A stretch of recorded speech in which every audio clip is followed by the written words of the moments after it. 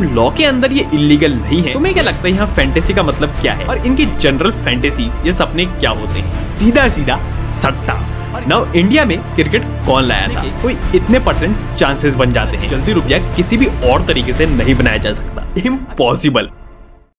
Lockdown के बाद से करोड़ों लोग ड्रीम 11, एमपीएल जैसे फैंटेसी स्पोर्ट्स क्यों खेलने लगे हैं? आज की वीडियो इसी का आंसर देगी। Let's begin.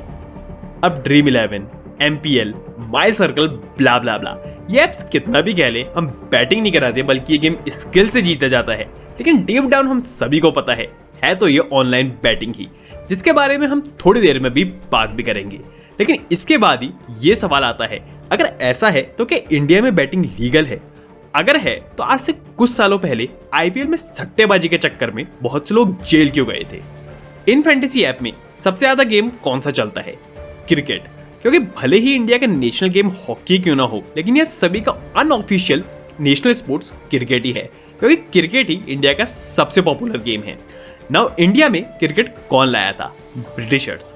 यहाँ क्रिकेट के आने से पहले यहाँ पासों और कार्ड्स में बैटिंग करी जाती थी, लेकिन क्रिकेट के आने के बाद से यहाँ पे क्रिकेट की पॉपुलैरिटी इतनी बढ़ी कि इसमें भी बैटिंग होना शुरू हो गई। और जब कुछ सालों बाद ये बैटिंग अनकंट्रोलेबल हो गई तो ब्रिटिशर्स ने 1867 में इसको कंट्रोल करने के लिए एक गैम्बलिंग एक्ट 1867 लॉन्च किया।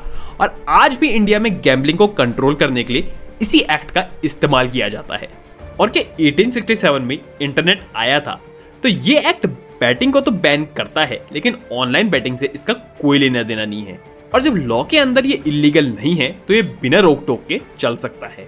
नाउ द रियल क्वेश्चन, आखिर लोग ड्रीम 11, एमपीएल, माई सर्कल जैसे फैंटेसी गेम्स इतने धड़ल्ले से क्यों खेल रहे हैं?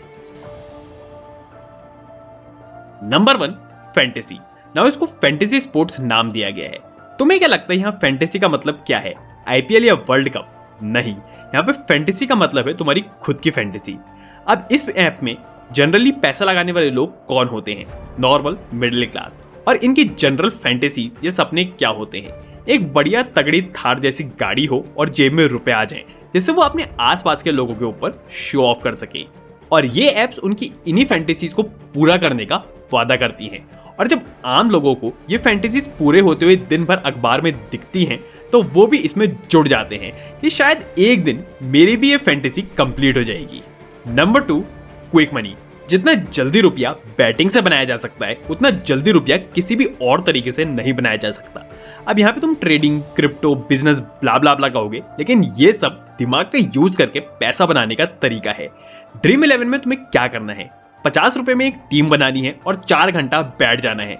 अगर जीतोगे तो रुपया मिल जाएगा, वरना दूसरी टीम बना लो। क्या 4 घंटे में बिना कुछ काम करे तुम थार, ऑडी या 1 करोड़ रुपए बना सकते हो? इम्पॉसिबल। और इसलिए ये एप्स आम आदमी के लिए जल्दी अमीर बनने का एकमात्र तरीका बन चुके हैं। Number 3, game of luck. अब भले ही तुम इस बात की कितनी भी खपायत कर लो कि नहीं भाई, बहुत स्ट्रेटेजी से टीम बनानी पड़ती है तभी जीतते हैं, सब बकवास है। क्या विराट कोहली, हार्दिक पांड्या, मैक्सवेल जैसे खिलाड़ी तुमको कॉल करके बताएंगे कि आज वो कितने विकेट लेने वाले हैं या कितने रन मारने वाले हैं? उन्हें तो खुद नहीं पता कि आज क्या होने वाला है। प्रैक्टिकली देखें तो टीम बनाते टाइम तुम फ्यूचर में पैसा लगा रहे हो, और क्या फ्यूचर किसी ने देखा है? नहीं, तो इसको क्या बोलेंगे? सीधा सीधा सट्टा। और यहाँ तो तुम प्लेयर की पास्ट परफॉर्मेंस से एक स्ट्रेटेजिक मूव भी नहीं खेल सकते, क्योंकि क्रिकेट तो एक थ्रिल गेम है। यहाँ कभी भी कुछ भी हो सकता है।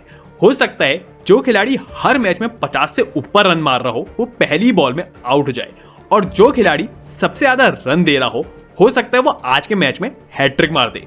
और इसी थ्रिल की वजह से ही तो हम क्रिकेट देखते हैं।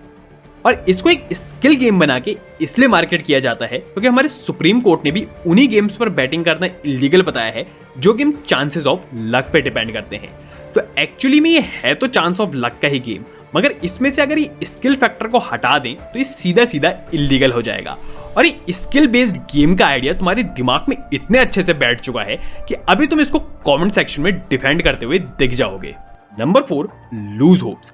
अब देखो ये फैंटेसी स्पोर्ट्स खेलने वालों में तुम्हें एक चीज बड़ी कॉमन दिखेगी कि उन्होंने अपनी सारी उम्मीदें या फैंटेसी पूरे होने की उम्मीदें इन्हीं ऐप से लगा रखी है, क्योंकि उन्हें कहीं ना कहीं पता है कि किसी और तरीके से तो उनकी ये फैंटेसी पूरी नहीं होने वाली। और यही उनकी फैंटेसी पूरा करने का एकमात्र तरीका है कि मे बी किसी तरह किसी दिन मैं फर्स्ट प्राइज तो जीत ही जाऊंगा।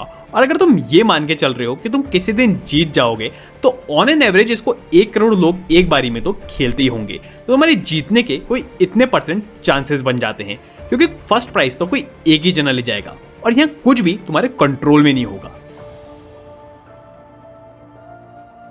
अब तुम बोलोगे जब ये सब कुछ सबको दिख रहा है तो गवर्नमेंट इसके खिलाफ कोई स्टेप क्यों नहीं उठा रही है? थिंग नंबर 1, गैम्बलिंग एक्ट 1856 के अंदर पर्सन टू पर्सन बैटिंग करना इलीगल है, ऑनलाइन बैटिंग करना इलीगल नहीं है।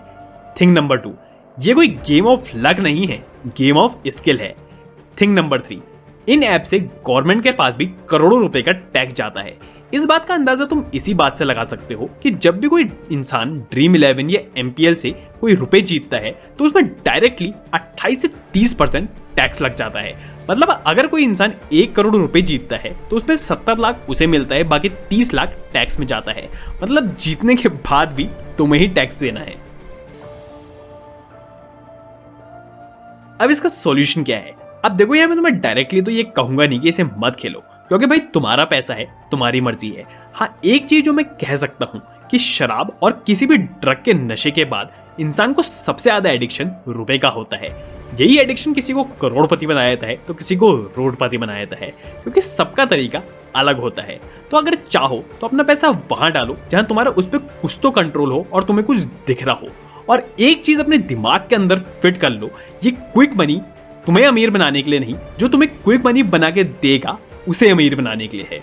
अगर इस वीडियो से 1% भी कुछ नया जानने को मिला हो तो वीडियो को लाइक जरूर कर देना। And nobody can help a man who don't want to help himself. इसलिए ऐसी और काम की वीडियोस देखने के लिए चैनल को सब्सक्राइब जरूर कर लेना। और आज जो कुछ भी इस वीडियो से नया सीखा है, कुछ और देखने से पहले उसमें थोड़ा सोच विचार जरूर कर लेना, वरना इसको भी रात के खाने की तरह भूल जाओगे। Till then, take care.